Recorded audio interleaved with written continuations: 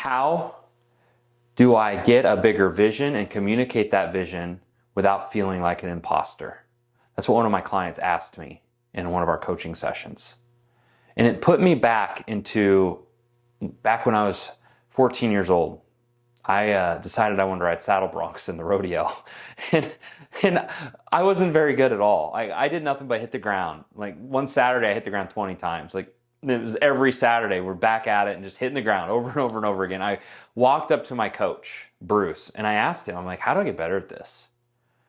And he told me, he said, Zach, you just got to keep putting yourself back in that arena. Every time you get thrown, you got to get back up on there and keep putting yourself in that arena. That's how you get better. And that's true for you and me now in our own lives. Whether you're a business owner, an entrepreneur, a leader of people, whatever it is, like that's how we grow. That's how we learn.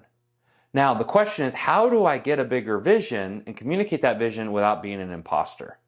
Why do we want that bigger vision? I think it's because you want to put yourself into a bigger arena, right? You know innately deep down, there's more that I want. There's more that I desire. I crave that bigger game, that bigger arena to be in. So you're right to ask the question, how do I get a bigger vision?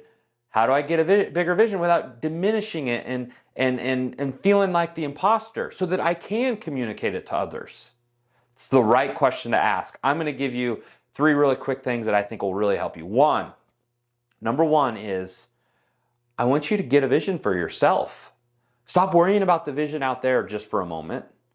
You know, what's the vision? Because you know what? A lot of companies have visions. I saw one the other day. It's like, make the world a better place. So, you know, our vision is we want to make the world a cleaner, safer place to live. Whatever. Like, I don't know what that means. Now, I'm sure it helps some people. And this is about you and your life. I want you to get dialed in on your vision. First thing is, this is a vision for you. It's a vision for you. And the only vision you could possibly have if you're listening to this video, I'm going to tell you is, and I learned this from my coach and mentor, I've read it and this is not a new idea. If you look at the people that are the most successful in their lives and their businesses, they're this. They see themselves as the best. They see themselves as the greatest. They see themselves as a champion. You know, I think of Muhammad Ali. You know, he saw himself as the greatest fighter that ever lived. You know, and maybe arguably knowing what we know about him, he just might be. But he was saying that way before he was that. Way before he was recognized as that. So this first thing for you to get a bigger vision for yourself is I want you to come from the place of being the best. What is it that you do? Be the best at it. If you're a leader, a manager of people, well, get a vision for yourself as the best at that. If if you make products, you sell products online, or you provide a service, you're a business owner, what would be the best? What if you were the best at delivering that product or service? Or, you know, that your artistic expression is a world-class artistic expression. Like, I want you to start giving yourself permission to be great. That's step number one, is you have to see yourself as the best. There's 2 books that I've read that really have informed my own life that have helped me open up to this idea. There's probably countless others. The first book is a book written by Bo Eason. There's No Plan B for Your A Game. Very good book. Second book just came out. Benjamin Hardy and Dan Sullivan came out with a book called 10X is Easier Than 2X. The general idea here is you have to call yourself to a bigger game, and there is no bigger game to play than being the best. So why not do that? Because there's some magic that occurs when you start to play a bigger game and you start seeing yourself as the best. So play around with that idea. Notice what comes up when you start thinking about being the best, because all kinds of things start coming up. I grew up in a small town, rural community in Nebraska. A lot of farmers and cattle and small town people, right? Very humble people, great people. But sometimes we use the word humility, and all we're doing is using it as a way to play smaller than we really are. Pursuing becoming and being the best at what you do is not an arrogant thing. It's a very humble thing. Because as soon as I decided to be the best speaker and coach and do what I do, like, I all of a sudden was thrust into a much bigger arena, and I now see the work and I'm doing the work, but it's a very humbling thing. And so play around this idea of being the best. Number 2, you have to make your vision a place to come from, not a place to get to. A place to come from, not a place to get to. Why? What do I mean by that? You have to leave that door of possibility wide open. Because what we do is we try to negotiate with reality. Like, well, what do I think is realistic? That's how we set our goals. What's realistic? The SMART goals. It's like, no, come from a place of possibility, come from a place of aspiration and desire. And it helps to have that vision of being the best, because it's like, okay, well, what's the best? Come from that place. And let that inform what your vision is. So you have to suspend what you think is possible right now. You have to suspend that belief you have a lack of money or lack of resources, lack of talent. You have to suspend all of that. You can get access to that once you decide to go all in on your vision. So come from the place of being the best and make it a place to come from. The third thing is now you've got to get specific with that vision. No more of this woo-woo stuff of make the world a better place.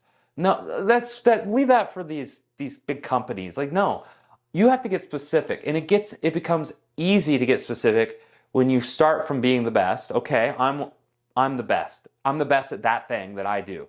Speaking, coaching, making a product, leading teams of people. I'm the best at that.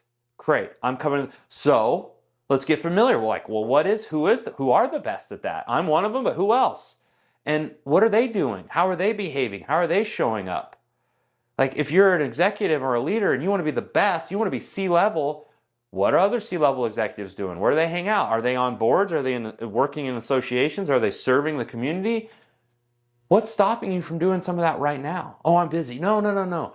You're not coming from that place. You're still kind of negotiating with reality. We've got to see past that. And so being the best starts to inform where you're coming from, and it starts to help you get clear on your vision. So being the best at what you do, being a champion, being the greatest at what you do, what is the vision specifically? For me, I got really clear and I'm like, okay. And I diminished myself and him-hobbed around I'm just starting now. This was several years ago. But one day I got around some people. I'm like, no, you know what? I am going to be the best. I'm going to be the best coach in helping people tap into their artistic expression. And I created this way of doing it through Resonant Creative Leadership. And I wrote down on a piece of paper 1 million Resonant Creative Leaders, because I was going to be the best at that. So it's what would the best? 1 million people. Boom. 1 million people. That's huge. Feels impossible, but that's the place I'm coming from. That informs how I live my life now. That informs what I'm going to say yes to and what I'm going to say no to in my business. That's the power of getting specific with your vision. Getting really clear on what does it look like and feel like as you being the best at making that product or delivering that service or being that leader. You have to get clear on that. When I started thinking about 1 million people, it's there's probably going to be a book. I'm going to write a book. I'm going to be speaking from stages. And I'm going to have a community of people. This isn't a one-on-one thing anymore. This is a community of people. It started changing the way I was thinking and seeing my business today. But the only way I did that is I had to get specific on what does this great vision for myself look like?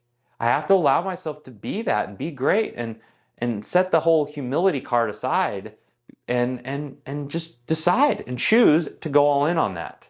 You do that and you start behaving differently because you change who you're being. The doing flows from that. The doing changes with it. The doing just comes from who you're being. And so if you start being the best today, you're Muhammad Ali. You're the one saying you're the greatest that ever was, but way before and you will become that. But you have to come from that place. So I hope this helps. And if this lights you up, if this has ignited a spark for you, then we should continue a conversation. I have a newsletter. You can go to, there's a link below, and also subscribe to this channel. I actually did a podcast about this where I go a lot deeper. I think it's episode 54, the Create Purpose podcast with your host, Zach Aaron. And we peel back the layers of the onion a little bit more and go into this. But I wanted to share this with you. Hope it helps. I'll see you next time.